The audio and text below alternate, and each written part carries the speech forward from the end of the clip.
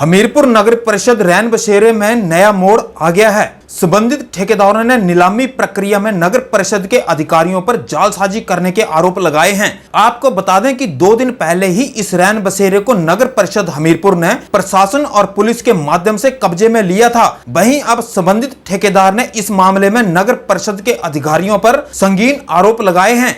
ठेकेदार का दावा है कि राजस्व विभाग की निशानदेही में रैन बसेरे के भवन वाली भूमि वन विभाग की निकली। यही नहीं, बीते बुधवार को नगर परिषद ने रैन बसेरा के जिन कमरों के तालों को तोड़कर कब्जा छुड़वाने का दावा किया था, जांच में पता चला है कि वे ताले खुद नगर परिषद ने ही रैन बसेरा में लगवाए थे। मुकेश कटोच का कहना है कि नगर परिषद पर धोखाधड़ी के आरोप लगाते हुए इस मामले में अपनी वकील के माध्यम से नगर परिषद को कानूनी नोटिस भी भेजे हैं।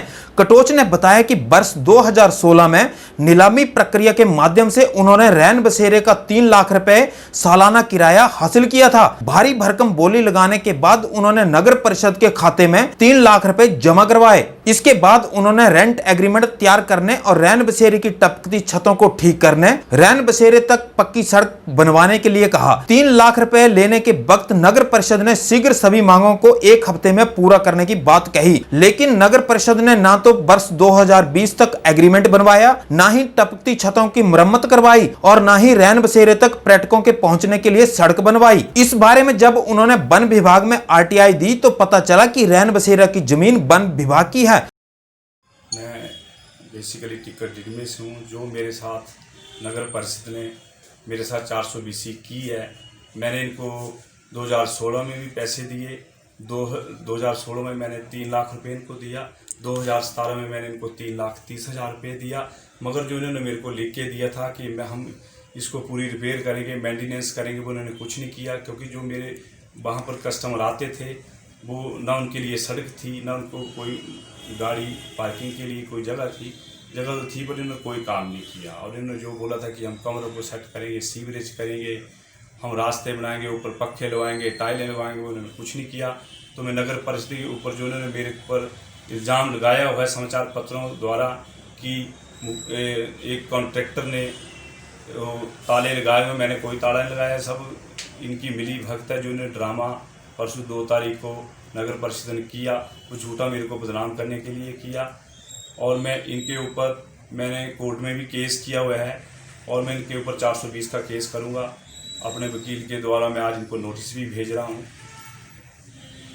और किसके ऊपर केस? किसी का ईओ के ऊपर ही करूँगा जिन्होंने मेरे को टेंडर दिया है। नगर परिषद के कर्मचारी पर करूँगा जिनके दस्तखत हुए हैं, जिन्होंने मेरे को टेंडर अवार्ड किया हुआ है, उनके ऑलरेडी दस्तखत हैं। जिन लोगों ने मेरे को अवार्ड किया हुआ लेटर नहीं, इसमें आप बता रहे क्या का मामला साहब ये है कि इन्होंने बोला था कि हम बिल्कुल ठीक करेंगे रैन बसेरा को, टाइलें बिछाएंगे, दूसरी मंजिल पे जहाँ टंकियाँ रखी गई हैं वहाँ पर पौड़ियाँ लगाएंगे। ना इन्होंने पौड़ियाँ लगाई, ना इन्होंने कोई वहाँ पर कमरे किए, ठीक किए, कोई काम नहीं इन्होंने किया जो इन्होंने मेरे को बोला था। नहीं, जो मेरे साथ एग्रीमेंट हुआ है, एग्रीमेंट कहाँ हुआ मेरे साथ? एग्रीमेंट तो हुआ नहीं मेरे साथ। मेरे को तो ठगा गया, मेरे को तो छला गया एक बेरोजगार आदमी को। मैं तो अपने रोजी रोटी कमाने के लिए इधर आया था कि चलो मेरे को कुछ रैन बसेरा दे रहे हैं, मैं यहाँ इसको लूँगा, मैं अपने परिवार का पालन पोषण करूँगा। पर मेरे साथ तो धोखा हुआ 420, जबकि ना लैंड इनकी है, जो ज़मीन है वो फ्रेश लैंड की है। फ्रेश लैंड वालों ने इनके ऊपर केस किया हुआ है और इनका केस चला हुआ है। फॉरेस्ट डीएफओ ऑफिस में इनका केस चला हुआ है। मैंने भी अपने वकील द्वारा इनको नोटिस दिया हुआ है कि मेरे साथ 420, जब इनकी ज़मीन ही नहीं है तो किराएदार कैसे रख सकते हैं? ये रख नहीं सकते हैं। और इन्होंने अपने वहाँ पर एक जैसे मेरे को ऑक्शन दे दी, टेंडर दे दिए मेरे को। जब मेरे को 2016 में टेंडर दे दिए तो अपना इन्होंने चौकीदार वहाँ पर रख लिया।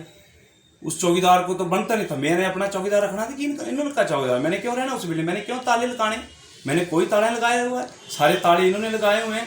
ये इन्होंने ड्रामेबाजी की है 2 तारीख को और खां मेरे को बदनाम करें। मैं 10 साल से पंचायत का प्रधान रहा हूँ, टिकट भी पंचायत का, और मैं विभिन्न पदों पर रहा हूँ।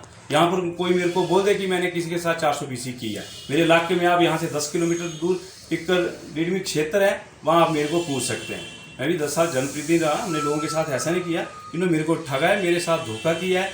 मैं इनके खिलाफ कोर्ट में कानूनी लड़ाई लड़ूंगा और जहाँ तक मेरे को हो सका मैं इनके साथ जो है पूरी लड़ाई लड़ूंगा कमेटी के साथ। टेंडर भरा था साहब, तो मैंने 20,000 रुपये सिक्योरिटी दी थी आते ही, और 2,80,000 रुपया 3 बजे से पहले जमा करवाया था। उसके बाद मैंने वहाँ जाना था रैन बसेरा देखने। तब देखा तो वहाँ पर पाया कि वहाँ पर कुछ भी नहीं है। ये कौन से की बात है? 16 जुलाई की, इन्हें जुलाई को मेरे को ये टेंडर अवार्ड किया था, और इन्होंने बोला था कि हम सब कुछ करेंगे, पर वहाँ पर मैंने देखा तो वहाँ पर कुछ नहीं पाया गया।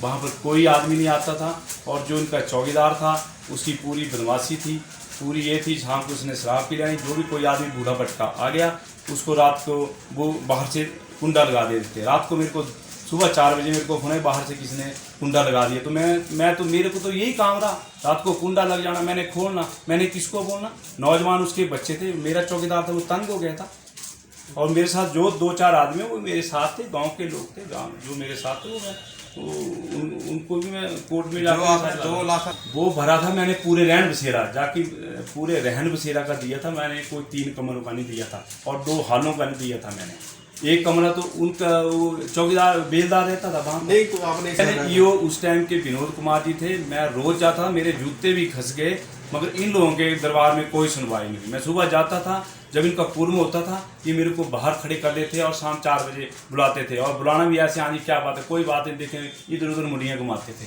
जो भी काउंसलर थे।